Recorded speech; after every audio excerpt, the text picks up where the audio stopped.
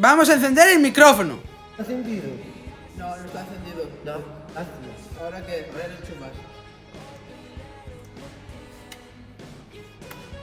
Vamos a encender el bajo. Si no, el altavoz. Tenemos que separar el micrófono del altavoz. Que no se raye. No se complique. No es una petición. Bryce, El micrófono es una posición, no una preposición, no. Una posición. Entra así. Y entra así, muy bien, verás. Así. Tenemos que ponerlo en el medio, no vale ni el de arriba ni el de abajo, porque el de abajo Eso es un es micrófono. apagado y el de arriba es encendido, pero el de medio es cuando Martín puede hablar.